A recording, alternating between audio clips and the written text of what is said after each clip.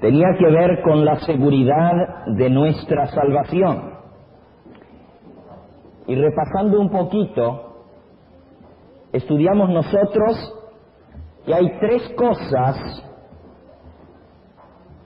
que tenemos que hacer para tener esa seguridad en nuestra vida. Número uno es creer, comprender el significado del sacrificio de Cristo en nuestro favor. Creer que ese sacrificio fue hecho por mí. Creer que ese sacrificio es suficiente para garantizar mi salvación. Por eso en nuestra primera presentación hablamos acerca de ese sacrificio inconmensurable del Hijo de Dios. Enfatizando sobre este punto, la mensajera del Señor en Mensajes Selectos, tomo 1, en la página 462, declara: el Señor quiere que los suyos sean sanos en la fe. ¿Y qué cosa es ser sanos en la fe? Escuchen. Él desea que sus hijos no ignoren la gran salvación que les es tan abundantemente ofrecida. No han de mirar hacia adelante pensando que en algún tiempo futuro se hará una gran obra en su favor, porque la obra ya ha sido completada. Así que no tenemos que esperar en el futuro para recibir la salvación. Ser sano en la fe significa tener la certeza de que la salvación ha sido completada para nuestro favor. El apóstol San Pablo tenía esa seguridad. Yo sé en quién he creído y estoy seguro, dijo él, que Él es poderoso para guardar mi depósito para aquel día. El apóstol San Juan nos escribe en 1 de Juan 5:13, estas cosas os he escrito para que sepáis, ¿cómo dice? Que tenéis vida eterna. No dice que tendréis, sino que tenéis vida eterna y que esa vida está en el Hijo de Dios. Mensajes Selectos, tomo 1, página 403, dice: no hay ningún pecado que pueda cometer el hombre para el cual no se haya hecho provisión en el Calvario. No hay ningún pecado que podamos cometer que no fue pagado por Cristo Jesús. Nosotros hablamos de alcanzar la salvación, obtener la salvación. Déjenme decirles, lisa y llanamente, que no está en nuestro poder alcanzar ni obtener la salvación. Pero lo más hermoso es que no tenemos que hacerlo. Esta ya fue obtenida por Dios, independiente de toda actividad humana alguna. Yo creo que este punto lo hemos repetido muchas veces durante esta semana, pero debe quedar bien en claro: la salvación no la obtiene el hombre, la obtuvo Cristo en favor del hombre. Lo único que el hombre tiene que hacer es aceptar la salvación que se le ofrece, aceptar el perdón provisto. Escuchen, Mensajes Selectos, tomo 1, página 459. El pecador que perece puede decir: no necesito permanecer un solo momento más sin ser salvado. Él murió y resucitó para mi justificación y me salvará ahora mismo. Acepto el perdón que Él me ha prometido. ¿Cuándo se puede lograr la salvación? Ahora mismo, dice aquí. No necesito permanecer un momento más sin estar salvo. Cristo murió y resucitó para mi justificación y me salvará ahora mismo. Acepto el perdón que Él me ofrece. En Review and Herald del 14 de febrero de 1888, la sierva de Dios tiene esta preciosa gema. El venir a Cristo no requiere un tremendo esfuerzo mental y agonía. Hay algunos que piensan que si la persona no viene toda quebrantada y llorando y con una terrible agonía y una lucha, que no ha sido convertida. Es verdad que hay muchos que pasan por una experiencia así al reconocer su pecado. Pero miren lo que dice.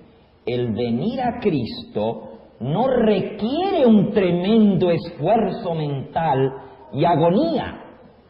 Es simplemente aceptar las bases de la salvación que Dios ha dejado bien claras en su palabra. ¿Qué es venir a Cristo?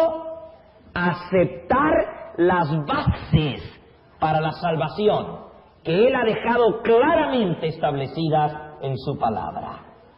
Creer y recibir. Primera de Juan capítulo 1, Evangelio según San Juan, capítulo 1 y versículo 12. Mas a los que creyeron. ¿Se acuerdan? En el 11 dice, a los suyos vino y los suyos no le recibieron. Mas a los que creyeron, a los que le recibieron, les ha dado poder o potestad de ser hechos hijos de Dios. ¿Cuáles son las dos bases para la salvación? Creer en su nombre y recibirle, aceptarle. Porque Dios no puede salvar a nadie que no quiere ser salvo. ¿Estamos de acuerdo en eso, verdad? Es tan simple que parece increíble. Todo lo que tienes que hacer es decir, Señor, quiero ser salvo. Sálvame. Eso es todo. Te acepto. Te quiero a ti, Señor, te escojo como mi Salvador personal. Eso es todo. No hay la tal angustia dolorosa, la lucha por obtener la salvación. ¿Dónde leen ustedes eso en la Biblia? Oh, yo sé que la Biblia habla de la lucha del cristiano. No estoy negando eso en ningún momento. Hasta di una serie entera hace unas semanas atrás sobre la lucha del cristiano. Pero la lucha no es por obtener la salvación. Este asunto de luchar para ganar la salvación a mí me deja con sentimientos encontrados. ¿Es la lucha del cristiano algo real? Claro que lo es. ¿Es la vida del cristiano una lucha continua? Por supuesto que lo es. Decir que la vida del cristiano no es una lucha sería engañarlos. Pero ¿una lucha sobre qué? ¿Una lucha para obtener la salvación? Jamás, 1000 veces no. La salvación fue obtenida por nosotros, por Cristo Jesús.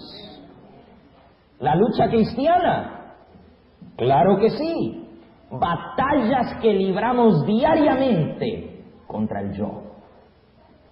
batallas contra el diablo, contra el pecado que mora en nosotros. Esa sí es una terrible lucha en la vida del cristiano. Pero un cristiano inseguro de su salvación, no, hermano, 1000 veces no. Tendrás que luchar, tendrás que batallar, tendrás que pelear duramente contra el pecado, pero nunca lo harás con incertidumbre. Eso es lo que te dará la fuerza para luchar y triunfar. Perteneces a Dios, has sido comprado con la sangre de Cristo. Puedes tener esa confianza absoluta en tu vida. Si has aceptado al Señor Jesucristo como tu Salvador personal, entonces eres salvo. Y puedes decirlo ahora mismo: gracias, Jesús, por haberme salvado. ¿Y cuál es lo tercero que tenemos que hacer? Número 1, creer. Número 2, aceptar. ¿Y cuál es lo tercero? Confiar. Confiar. Filipenses 1:6. Confiar que el que comenzó en vosotros la buena obra, la perfeccionará hasta el día de Cristo. No dudar por un momento que Jesús nunca nos va a abandonar. Si Él comenzó la buena obra en nosotros, si Él inició ese proceso en mi vida, Él lo va a terminar, Él lo va a perfeccionar para gloria y honra de su nombre. Mensajes para los jóvenes, página 107. Dice así: si mantenemos nuestra vista fija en el Salvador, como dice el corito que cantamos, fija tus ojos en Cristo. Si mantenemos nuestra vista fija en el Salvador y confiamos en su poder, nos sentiremos llenos de tremenda seguridad, porque la justicia de Cristo será nuestra propia justicia. ¿Puede el cristiano tener seguridad? Dice aquí que puede estar lleno de seguridad, porque la justicia de Cristo es su propia justicia. ¿Saben? La inseguridad trae como resultado el desánimo. Y esto es instigado por Satanás, porque él bien sabe que si nos convence a pensar en forma negativa, le será muy fácil desanimarnos completamente. Si Satanás logra desviar nuestra mente y quitar nuestros ojos de Cristo y hacer que comencemos a pensar en nuestras buenas obras o en nuestras malas obras para determinar si seremos salvos o no, Él sabe muy bien que cuando comencemos a fijarnos en nosotros mismos, nos podrá desanimar, y cuando nos desanime, entonces lo abandonaremos todo, incluso a Cristo Jesús. Si hemos de obtener la victoria en Cristo, entonces debemos estar seguros en quien hemos creído. Debemos tener la plena certeza de nuestra salvación. ¿Puedes estar seguro de tu salvación? Ya lo creo, sin lugar a dudas.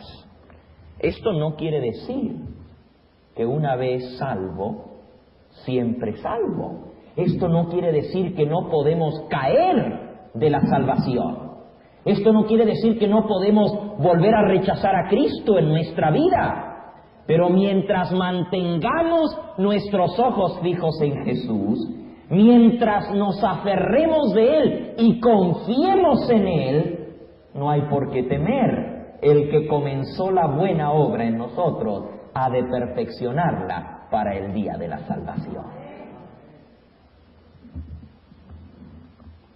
Eso resume los primeros 2 o 3 temas. También hablamos acerca del perdón de los pecados. ¿Lo recuerdan? y dijimos 3 cosas con respecto al perdón de los pecados. Número 1, que el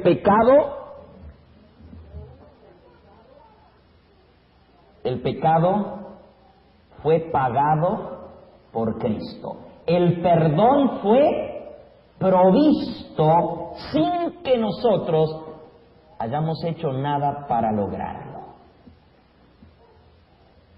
Son 3 puntos sobre el perdón de los pecados. Ese fue los últimos 2 temas. Número 1, el perdón de los pecados fue provisto y el hombre no tuvo que ver nada en eso. Dios nos perdona no porque yo le pido perdón, no porque yo le confieso, sino porque el hombre ya está perdonado en Cristo. Cuando Cristo oró, Padre, perdónalos, el Padre contestó esa oración y en respuesta a esa oración perdonó a toda la raza humana. El apóstol San Juan dice que Cristo murió por nuestros pecados y no solo por los nuestros, sino también por los de todo el mundo. Y si los pecados han sido pagados, el perdón está provisto para todos. Pero el segundo punto que dijimos sobre el perdón de los pecados fue que para que ese perdón se haga efectivo en mi vida, yo tengo que ¿qué?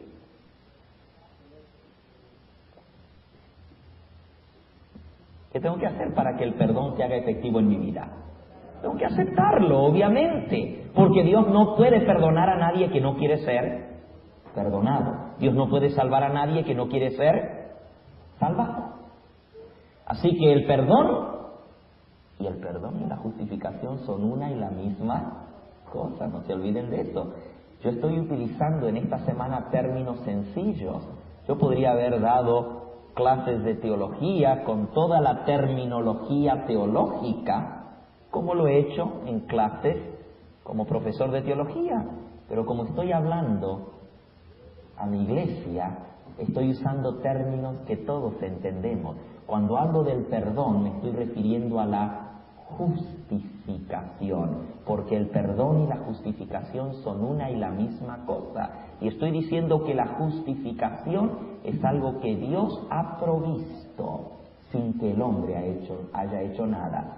Pero para que ésta sea efectiva en mi vida, yo tengo que aceptarla. Y en tercer lugar dijimos que el perdón de los pecados, una vez que llega a ser aceptado en la vida del ser humano, llega a ser un estado permanente en el hombre, vivo justificado. Ninguna condenación hay para los que están en Cristo Jesús. Justificados pues por la fe, tenemos paz para con Dios en Cristo Jesús, Señor nuestro. El que está en Cristo está justificado, vive justificado, vive perdonado. Y dimos 3 ejemplos bíblicos en nuestro último tema, el domingo por la noche aquí en la iglesia, que ejemplifican ese nuevo estado que tenemos en Cristo al haberle aceptado. 3 ejemplos bíblicos. Vimos que Jesús es la vid y nosotros somos los pámpanos. Y hablamos de que no puede haber una relación permanente si cada vez que yo peco soy arrancado de la vid y cada vez que me arrepiento vuelvo a ser injertado. ¿Qué tipo de crecimiento podría haber de esa manera? También vimos que la relación entre Cristo y el creyente es como el del esposo con la esposa. Y ejemplificamos esto mostrando cómo es imposible que exista una relación duradera entre esposo y esposa si cada vez que uno comete un error contra el otro o una falta, se divorcian. Y cada vez que se contentan, se vuelven a casar. No es tal cosa. El cristiano está casado con Cristo y no deja de estar casado con Él porque tropieza y comete una falta y cae. Todavía sigue siendo de Cristo y todavía está casado con Él.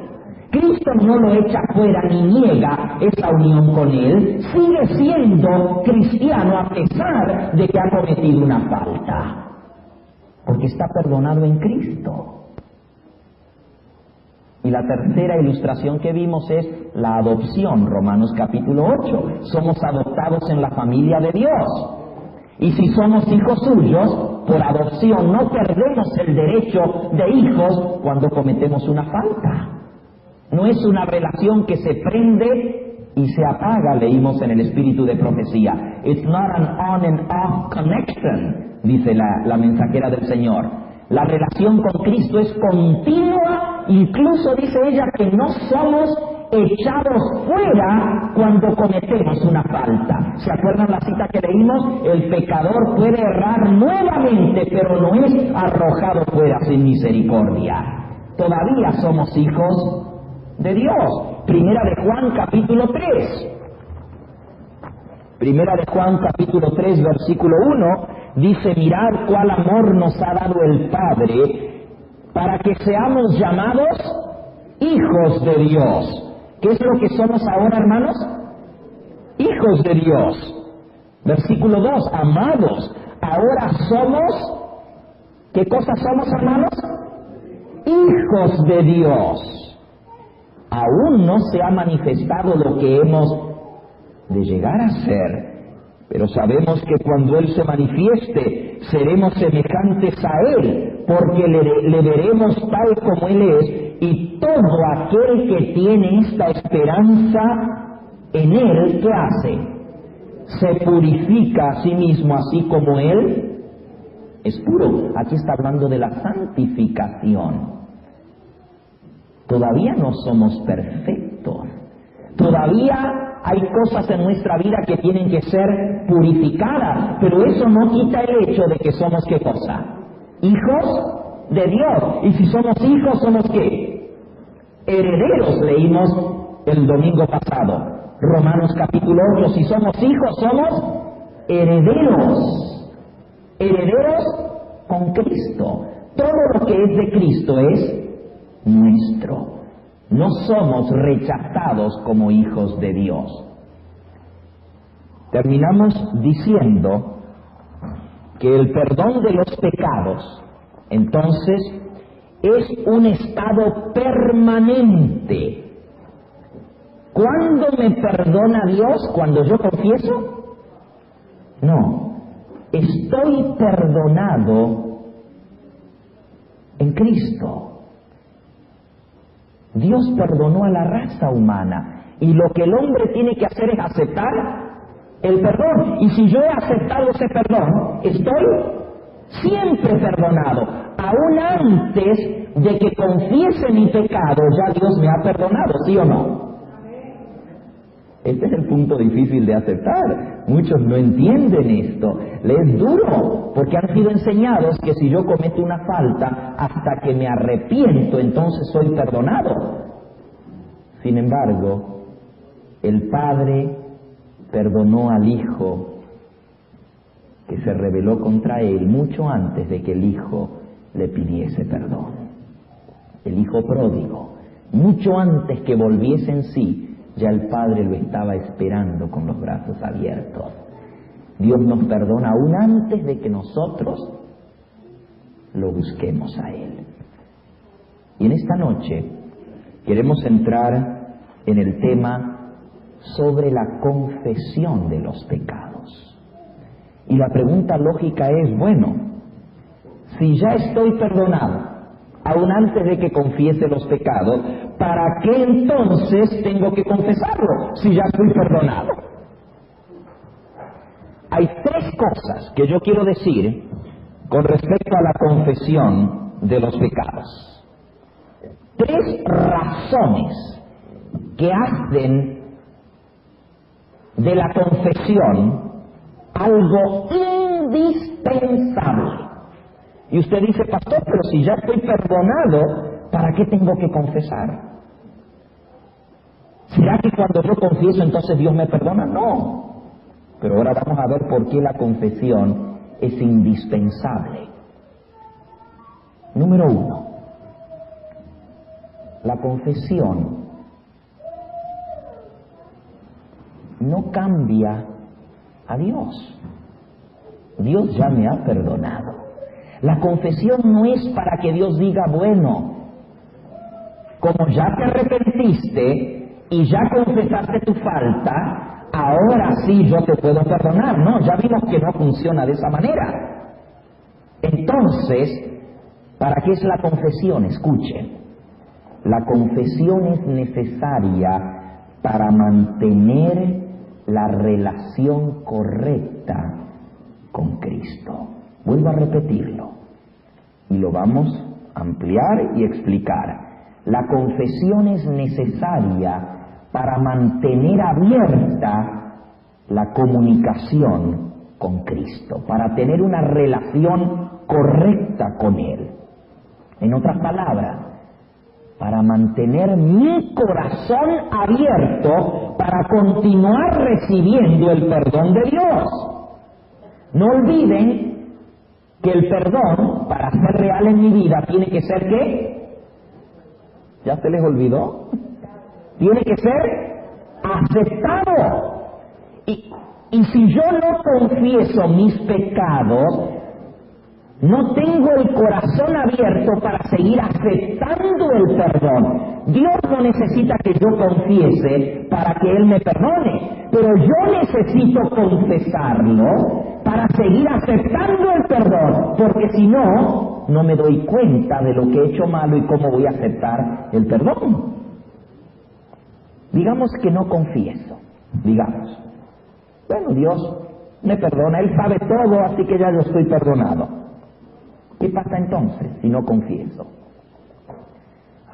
Comienzo a tomar a Cristo por sentado. I begin to take Jesus for granted. Comienzo a tomar el perdón de los pecados como algo automático. Pero el asunto no es meramente el perdón de los pecados. El asunto es mi relación con Cristo. Es una relación de amor. Cristo es quien se ofrece a sí mismo. Yo quiero que este punto Dios lo grabe en tu corazón de una manera tal que nunca se te olvide. No es meramente recibir el perdón que Cristo ofrece. La salvación es recibirle a Él. A los que le recibieron, a los que creen en su nombre, les dio potestad de ser hechos hijos de Dios. Cristo se ofrece a sí mismo, no simplemente ofrece el perdón, Él se ofrece Él a nosotros. Miren lo que dice la sierva de Dios en el discurso maestro en la página 12.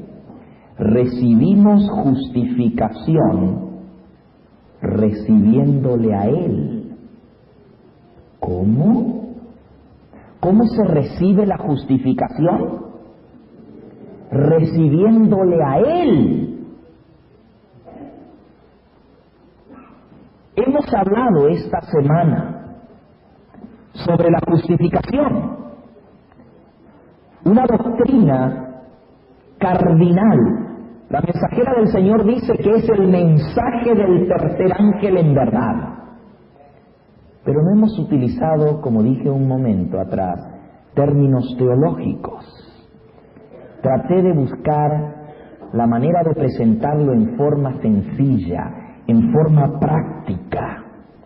No que no haya palabras teológicas para expresar esta maravillosa doctrina, que es el centro y el corazón del Evangelio. Pero yo quería que quede claro en nuestra mente. He querido dejarlo en forma sencilla. Y esto es lo que estoy tratando de decir, y ojalá que lo pueda expresar de tal manera que se grabe en tu corazón. La justificación por la fe no es meramente una doctrina. La justificación por la fe es una persona. Es Cristo Jesús. Recibimos justificación cuando lo recibimos a Él. el que tiene al Hijo tiene ¿qué cosa? La vida, pero el que no tiene al Hijo no tiene la vida. No se trata de aceptar algo, se trata de aceptar a alguien. ¿Veis la diferencia?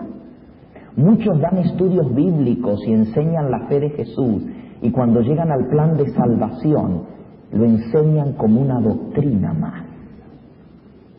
Nadie va a ser salvo por aceptar la doctrina de la justificación por la fe. La salvación es aceptar a Jesús, aceptarle a Él, a los que le recibieron. ¿Que recibieron a quién? A los suyos vino y los suyos no le recibieron, mas a todos los que le recibieron, a los que creen en su nombre, les dio potestad de ser hechos hijos de Dios. Estar justificado es haber aceptado a Jesús y tenerle en nuestro corazón, ¿sí o no? Y hermanos, esto es lo que yo quiero que entendamos ahora en el punto de la justificación. El pecado es algo terrible. No crean que por decir que Cristo nos perdonó y que estamos perdonados, nosotros estamos minimizando lo serio del pecado. Jamás. Todo lo contrario. El pecado es algo terrible porque no es meramente romper un mandamiento, no es quebrantar una ley solamente. Oh sí, el pecado es transgresión de la ley, pero el pecado también es quebrantar un corazón. El corazón de Jesús. No sé si estamos captando lo importante de esto. El que toma la justificación por la fe livianamente, el que se justifica por obras, dice: pequé, la ley me condena, transgredí un mandamiento, tengo que arrepentirme y pedir perdón y Dios me perdona. Eso es justificación por obras. Tú dices: pastor, ¿qué estás diciendo? Sí, hermano, el pecado no es solamente quebrantar un mandamiento. El pecado es quebrantar un corazón. El corazón de Jesús no es simplemente violado un precepto, es quebrantado un corazón, es roto, no una tabla de piedra, sino una tabla de carne del corazón de Cristo. Y si no confieso, si no digo: Señor, lo siento, perdóname, Señor, ¿cuánto tiempo puedo seguir así, quebrantando el corazón de Jesús y diciendo que todavía me importa Jesús? ¿Comprendes? ¿Cuánto tiempo puedo seguir así, sin pedirle perdón a mi Señor a quien he ofendido, hasta que finalmente ya no me interese Él? El Salmo 51 dice en el versículo 4: contra ti he pecado y he hecho lo malo delante de tus ojos. El pecado es contra Dios. Quebrantamos el corazón de Jesús. No es solamente quebrantar un mandamiento, es romper una relación con nuestro Dios. La confesión no cambia el corazón de Dios. No hace que Él esté ahora dispuesto a perdonarme. No, Él está más que dispuesto a perdonarme. Es más, ya me perdonó. La confesión no cambia el corazón de Dios, pero me mantiene a mí confrontado día a día con las cosas que yo hago que me apartan de Cristo Jesús. Nunca tengo que tomar la relación con Cristo como algo por sentado. La comunicación tiene que ser íntima y continua, y si yo le ofendo a Él, tengo que pedirle perdón. No porque cuando le diga perdóname, entonces Él dice, está bien, ahora me lo confesaste, ahora te voy a perdonar. No por eso, sino porque Él es mi amante Salvador y yo le he ofendido. ¿Cómo puedo tener la descarez de seguir adelante en mi vida sin pedirle perdón si le he ofendido? El pecado es ofensa contra Dios. Y la comunicación debe mantenerse abierta. Debe haber una comunicación continua. Yo no puedo decir, bueno, yo acepté a Cristo en el pasado, ya Él es mi Salvador, yo estoy casado con Él, y no importa lo que yo haga, de todos modos estamos casados. Cuidado. Déjenme darles una ilustración hipotética. No vayan a pensar que esto me pasó realmente, pero es una ilustración. Hace años me enamoré de una hermosa muchacha. Ella vivía en San Francisco y yo vivía en Los Ángeles. Llegó el día cuando decidimos casarnos. Fui a San Francisco, donde se realizó la boda. El pastor dijo, ¿aceptas? Y yo dije, acepto. El pastor le dijo a ella, ¿aceptas? Y ella dijo, acepto. Quedamos casados. Después de la boda, ella quedó en San Francisco viviendo con sus padres y yo me regresé a Los Ángeles. 2 años más tarde, alguien me pregunta, ¿usted está casado? Y yo le respondo, sí, estoy casado. Pero nunca hemos visto a su esposa con usted. Pues yo tampoco la he visto, hace 2 años que no la veo. Pero usted le escribe a menudo, ¿verdad? No, la verdad que no, nunca nos hemos escrito. Pero le habla por teléfono, ¿no es cierto? No nos hablamos. ¿Cómo? ¿Y usted dice que está casado? Oh, sí, tengo un certificado, se lo puedo mostrar.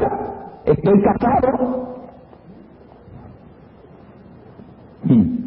Mejor que investiguemos un poquito esto, a ver si es verdad que está casado.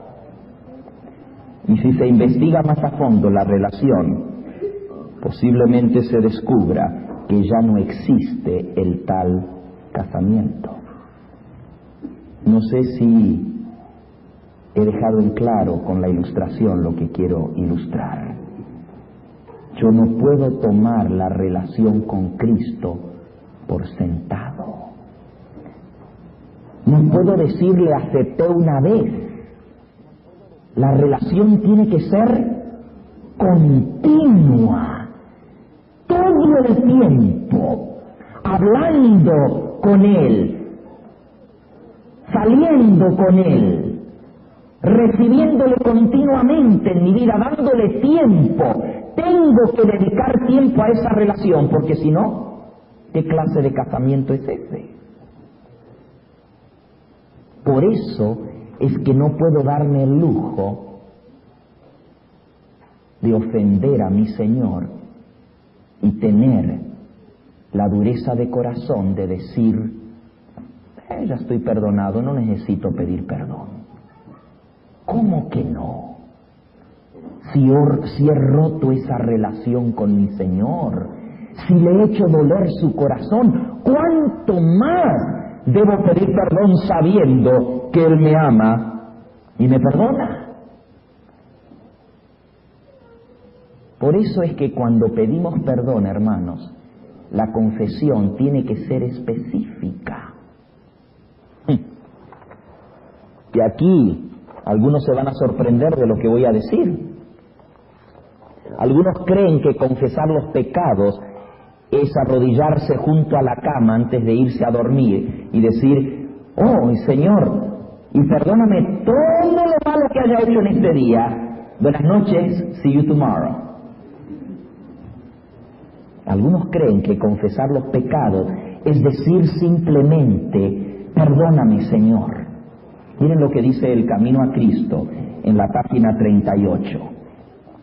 La verdadera confesión es siempre de un carácter específico, reconociendo los pecados particulares. ¿Cómo? La verdadera confesión es siempre específica, mencionando específicamente las cosas en las cuales he ofendido. Y es que es lógico. Si no, no tiene sentido. Imagínense. ¿Cómo le voy a decir yo al Señor, Señor, perdóname todos los pecados? Eso es como darle una cachetada al Señor en la cara. Perdonen que les diga así, es que muchos cristianos no entienden lo que es la confesión. Y mejor que lo vayamos entendiendo. Si yo le digo al Señor, oh Señor, perdóname todos mis pecados, ¿qué le estoy diciendo? Le estoy diciendo que no tengo el valor para reconocer específicamente y decirle perdóname porque te ofendí en esto. Es más, ni hace sentido decirle perdóname todos los pecados y ya están todos perdonados. No se trata de eso. Se trata de pedirle perdón por aquello en lo cual le he ofendido. Por eso es que la confesión tiene que ser específica. La pregunta es, ¿qué es lo que yo he hecho hoy para hacerle doler su corazón? Quizás traté mal a mi hijo. Y mi hijo también es hijo de Cristo. Si yo ofendí a mi hijo, también le ofendí a Jesús, porque Él lo compró con su sangre. No alcanza con decir, y perdóname todo lo malo que hice hoy. No, no, no. Si yo ofendí a mi hijo, tengo que ir primero a mi hijo y decirle, hijo, todavía soy humano, todavía no he alcanzado la perfección de carácter y mis palabras te ofendieron. Y aparte de pedirle perdón a mi hijo, tengo que pedirle perdón a mi Señor, porque cualquier cosa que yo hago contra uno de los hijos suyos, estoy ofendiendo a Jesús. ¿Sí o no? En cuanto lo hicisteis a uno de estos, mis hermanos más pequeños, a mí lo hicisteis, dice el Señor Jesús. Sí, cuando yo ofendo a una persona que es hijo de Dios, estoy ofendiendo a Jesús. Estoy hiriendo su corazón. ¿Ustedes saben que hay 3 tipos de confesiones? ¿Saben? Miren.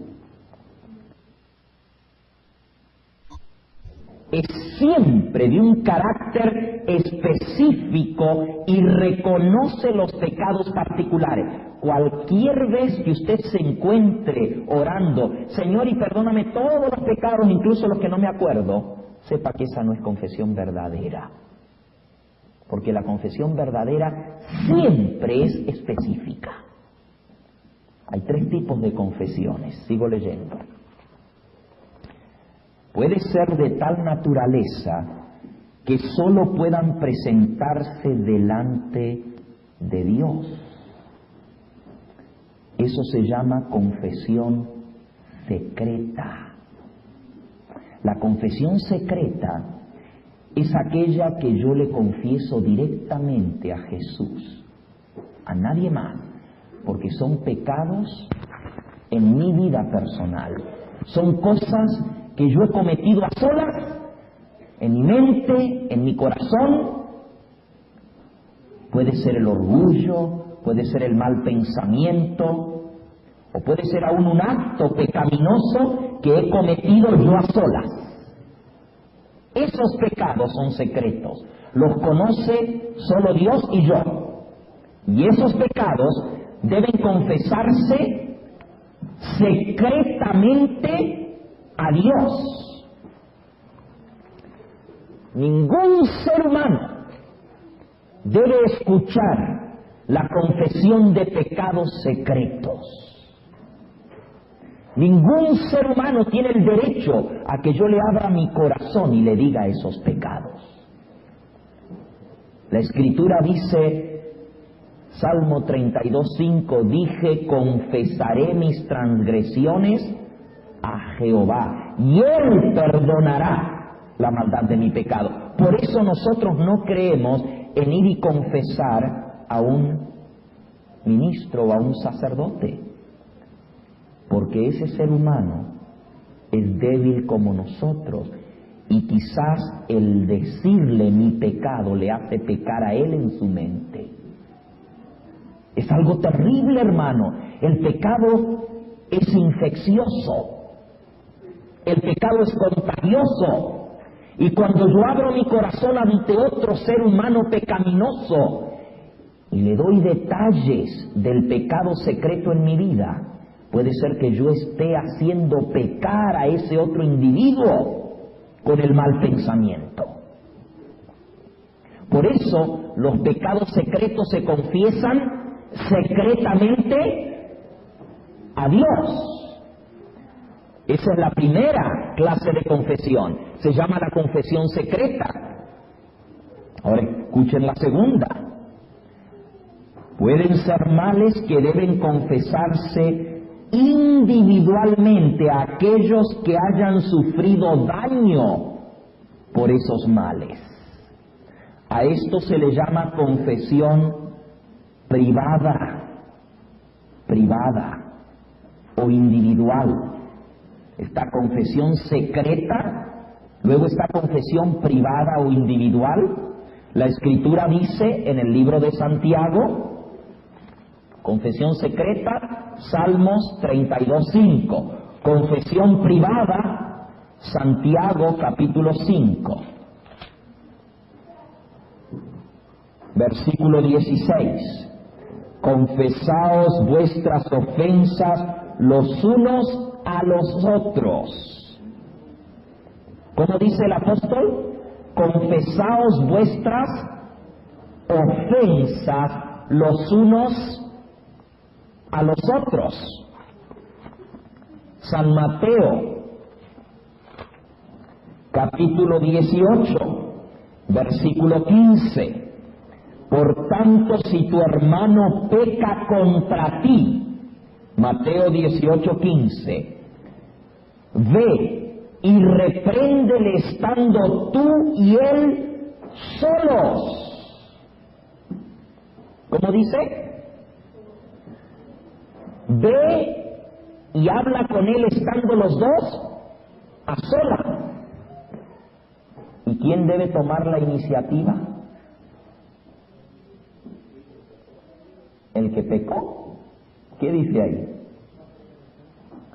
Si tu hermano peca contra ti, por favor busquen San Mateo capítulo 5, versículo 23 y 24. Por tanto, si traes tu ofrenda al altar y allí te acuerdas de que tu hermano tiene algo contra ti, no dice si allí te acuerdas que tú tienes algo contra tu hermano, que tú le ofendiste. ¿Qué dice? Si allí te acuerdas que tu hermano tiene algo contra ti. ¿Saben por qué Jesús habló de esta manera? Porque Él sabía muy bien cómo es la naturaleza humana. Yo no lo ofendí, ella fue la que me ofendió a mí. Que ella me pida perdón. Por eso Jesús dice, si te acuerdas que tu hermano tiene algo contra ti, ve tú y reconcíliate primero con tu hermano y entonces ven y presenta tu ofrenda. Esta es la confesión privada, la confesión individual. Confesaos vuestras ofensas los unos a los otros. ¿A quién hemos ofendido? ¿O quién nos ha ofendido a nosotros? Hermanos, y este es un punto muy importante. No pienses que porque él o ella te ha ofendido, tú tienes el derecho de mantener tu lugar y decir, bueno, que se humille ya que me ofendió. Casi siempre cuando hay ofensa, la persona que ofendió piensa que lo hizo con justa razón, ¿o no? Casi siempre. Si te pegaron un grito, si te faltaron el respeto, si te hicieron esto o aquello, la persona que lo hizo piensa, bueno, lo hice por esto y por esto y por esto. Así que tú no sabes si tú no fuiste la que primero ofendiste o el que primero ofendiste. Por eso el Señor Jesús dice, si te acuerdas que tu hermano tiene algo contra ti. Y San Mateo 18 dice, si tu hermano ha pecado contra ti, ve tú y habla con él estando los dos a solas. La confesión privada la hacemos los unos para con los otros cuando hemos ofendido a otra persona. Y esto es muy difícil, hermanos, de hacer. Es bien duro. No es fácil tener la humildad de acercarse a aquel a quien hemos ofendido o que nos ha ofendido a nosotros y decir, hermano, hermana, sé que ha habido una diferencia entre nosotros y seguramente ha sido mi culpa. Qué duro es reconocer la culpa cuando uno cree que no la tiene. Eso es lo más difícil que hay. O, si me pide perdón, yo la perdono. Jesús dijo, ve tú y pídele perdón. ¿Cómo? Si yo no la ofendí. Sí, eso es lo que Jesús dice. Ve tú y pide perdón primero.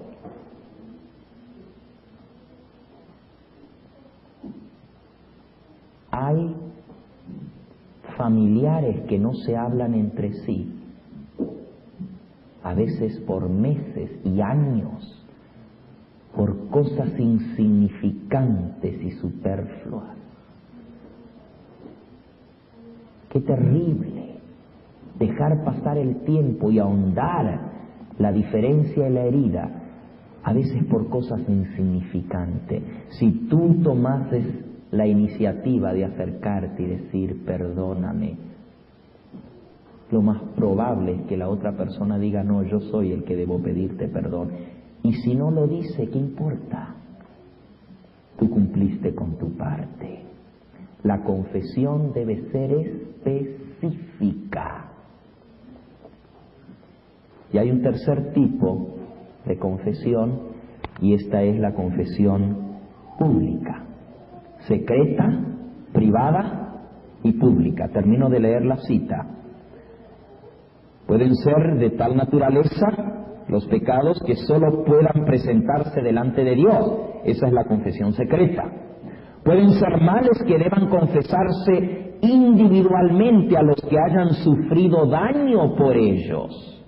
Esa es la confesión privada. Pueden ser de un carácter público y en ese caso deberán confesarse públicamente. Pero toda confesión verdadera debe hacerse definida y directa, para reconocer en forma definida los pecados de los cuales uno es culpable. ¿Por qué necesito confesar los pecados? ¿Para que Dios me perdone? No. Él me perdona, aún si yo no le pido perdón, porque Él es misericordia. ¿No es así? ¿Se acuerdan la cita que leímos el sábado? Déjenme leérselas otra vez, porque es preciosa. Dice la mensajera del Señor: no debemos pensar, discurso maestro, página 97, no debemos pensar que a menos que confiesen su culpa los que nos han hecho daño, tenemos razón nosotros para no perdonarlos. ¿Cómo? No pienses que porque la persona que te ofendió no te ha pedido perdón, ni se ha arrepentido, ni te ha confesado su culpa, tú tienes el derecho de no perdonarlo. Sin duda, es el deber de ellos humillar su corazón por el arrepentimiento y la confesión. Esa es parte de ellos, les toca. Pero nosotros debemos de tener un espíritu compasivo hacia los que han pecado contra nosotros, confiesen o no sus faltas. ¿Tengo yo el derecho de decir no lo perdono porque no me pidió perdón? No, yo tengo que perdonar aunque no me pidan perdón. Por mucho que nos hayan ofendido, no debemos pensar de continuo en los agravios que hemos sufrido, ni compadecernos de nosotros mismos. Así como esperamos que Dios nos perdone nuestras ofensas, debemos perdonar a todos los que nos han hecho mal, sea que se hayan arrepentido o no. Ahora, si Dios me pide a mí que yo perdone a mi ofensor antes de que Él me pida perdón, ¿será que Dios se comporta distinto para con nosotros? ¿Será que Dios me exige a mí que yo perdone a quien me ha ofendido antes de que Él me pida perdón? Pero Dios me dice a mí, ¿sabes qué? Yo a ti no te perdono hasta que no me confieses tu pecado. ¿Así funciona Dios? Obviamente no. Él nos perdona aún antes de que nosotros le hayamos pedido perdón. Pero es mi deber confesar porque he roto un corazón. No puedo tomar la relación por algo por sentado. Déjenme darles una ilustración. Y ustedes lo van a entender quizás con esta ilustración un poquito más. Imaginémonos que un niño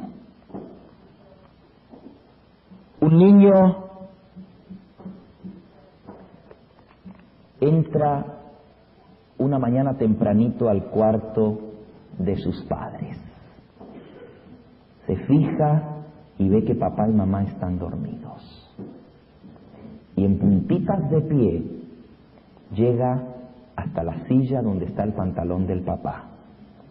Mete su mano en la bolsa y saca una moneda.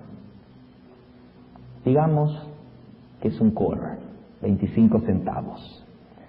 Se fija otra vez en la cama, ve que nadie lo vio y de puntitas de pie sale del cuarto con la moneda en su mano. Digamos, sola manera de ilustración, que el papá no estaba realmente dormido, que el papá tenía un ojo abierto y lo vio cuando su hijo entró, metió la mano en la bolsa y le sacó la moneda. Ahora, hermanos, el papá